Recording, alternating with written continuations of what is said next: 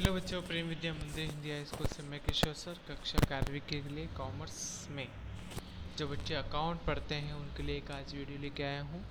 मैंने माफ़ कीजिएगा, कक्षा 12वीं के लिए लेके आया हूँ। तो मैंने आपको वार्षिक हिसाब शुरू किया था।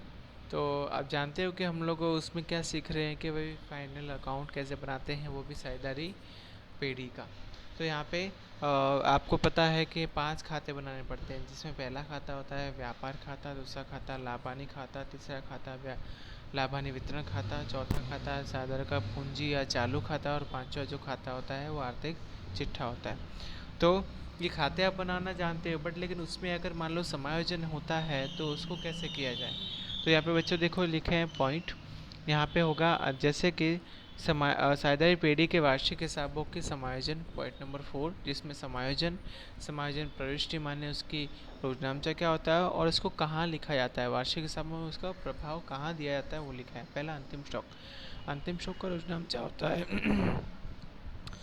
अंतिम स्टॉक खाता उधार व्यापार खाते का, उसके 2 एंट्री होती है, पक्के तलपट में संपत्ति लेना पक्ष में, दूसरा व्यापार खाते के जमा पक्ष में।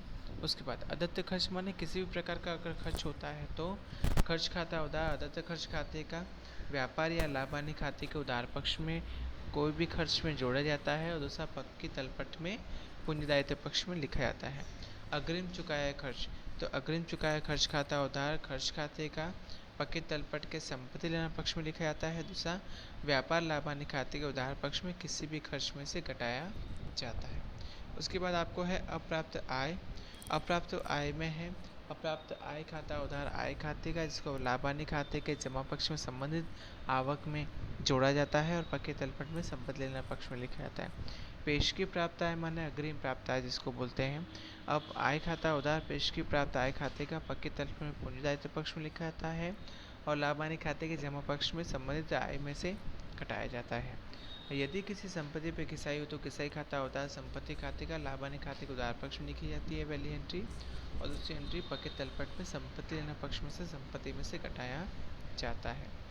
उसके बाद है ट्रूपत्र अगर अपलिखित करना हो तो ट्रूपत्र खाता होता है देनदार खाते का लाभानी खाते के उधार पक्ष में पुरानी ट्रूपत्र की रकम में जोड़ा जाता है, और पक्के तलपट में संपत्ति लेने पक्ष में देनदार में से माइनस करते हैं। ट्रूपत्र अनामत का प्रावधान करते हैं तो लाभानी खाता उधार ट्रूपत्र अनामत खाते का लाभानी खाते के उधार पक्ष में लिखा जाता है, और पक्के तलपट में संपत्ति लेने पक्ष में देनदार में से घटाया जाता है। देनदार में बट्टा अनामत का प्रावधान करना है या उधार बट्टा फंड जिसको बोलते हैं, तो लाभानी खाता उधार देनदार बट्टा अनामत खाते का लाभानी खाते के उधार पक्ष में लिखा जाता है, और पक्के तलपट में संपत्ति लेना पक्ष में से देनदार में से माइनस किया जाता है। और उसके बाद 10वां पॉइंट है उधार खरीदी लिखना रह गई हो तो खरीद खाता उधार लेनदार खाते का व्यापार खाते के उधार पक्ष में खरीदी में जोड़ा जाएगा, पक्के तलपट में पूंजी दायित्व पक्ष में लेनदारों में जोड़ा जाएगा।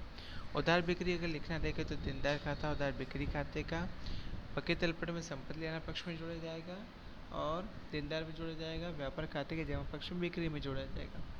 यदि खरीद माल वापसी उधार माल वापसी का लेखा करना रहेगा तो लेनदार खाता उधार खरीद माल वापसी खाते का पक्के तलपट में पूंजीदायित्व पक्ष में लेनदार में से घटाया जाएगा, और व्यापार खाते के उधार पक्ष में खरीदी में से घटाया जाएगा।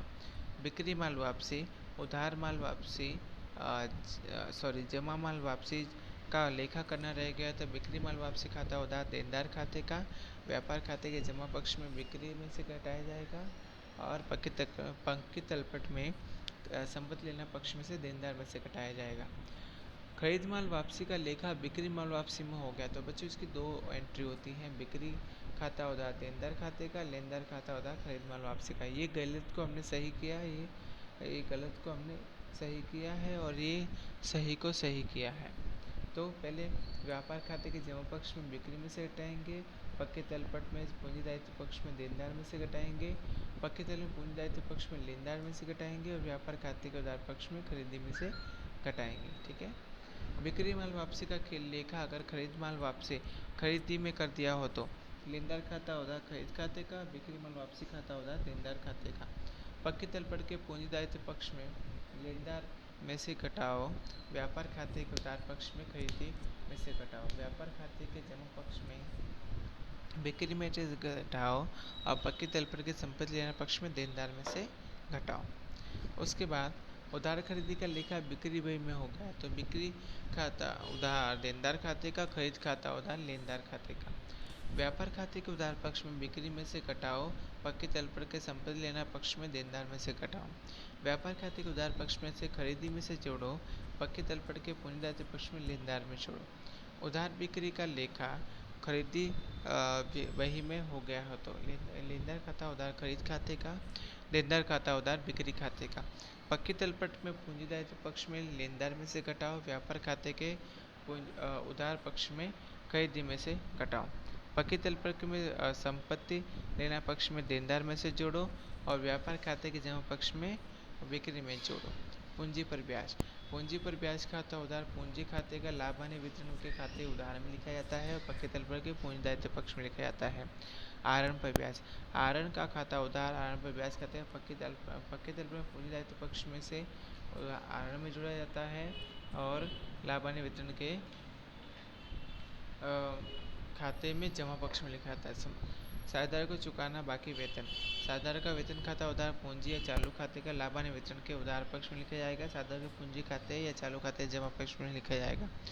चालू साझेदार को चालू खाते की जमा बाकी पर ब्याज, चालू खाता ब्याज खाता उधार साझेदार को चालू खाते का लाभ हानि वितरण के खाते के उधार पक्ष में, साझेदार चालू खाते के जमा पक्ष में। चालू खाते साझेदार को चालू खाते के उधार बाकी पर ब्याज रह गया तो साझेदार का चालू खाता उधार साझेदार के चालू ब्याज खाते का, साझेदार के चालू खाते के उधार पक्ष में और लाभ हानि वितरण खाते के जमा पक्ष में। साझेदारों के लोन पर अदत्य ब्याज, लोन पर ब्याज खाता होता है साझेदारों के लोन पर अदत्य ब्याज खाते का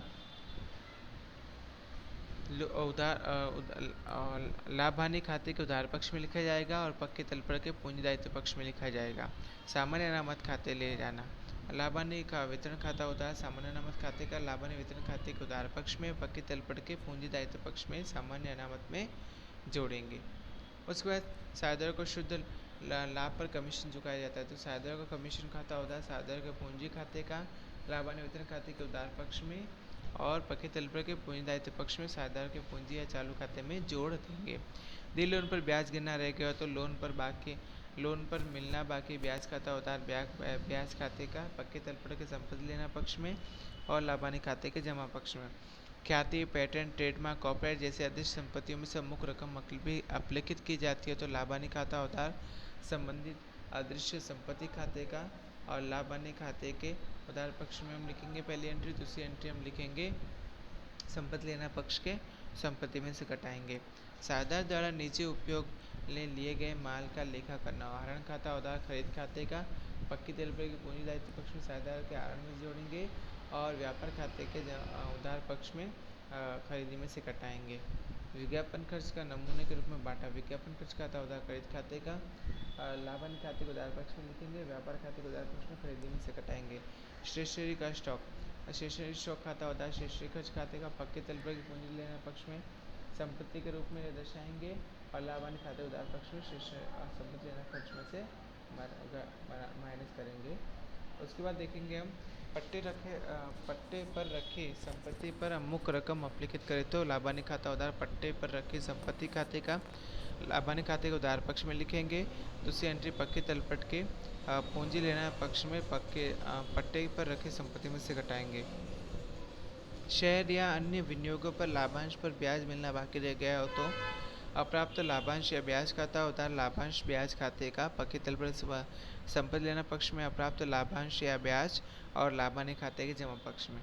and the last one is साधारण निजी संपत्ति धंधे में से ले जाए इसका लेखा करना रहेगा तो संपत्ति खाता होता है साधारण पूंजी खाते का पक्के तलपट में से संपत्ति लेने पक्ष में संपत्ति के रूप में लिखेंगे,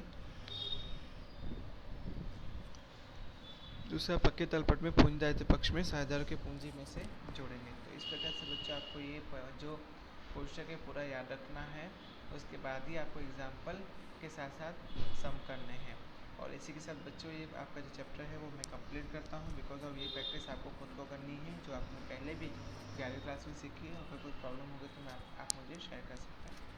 ठीक है बच्चों, नेक्स्ट तीसरे चैप्टर के साथ नेक्स्ट टाइम मिलते हैं बच्चों, बाय।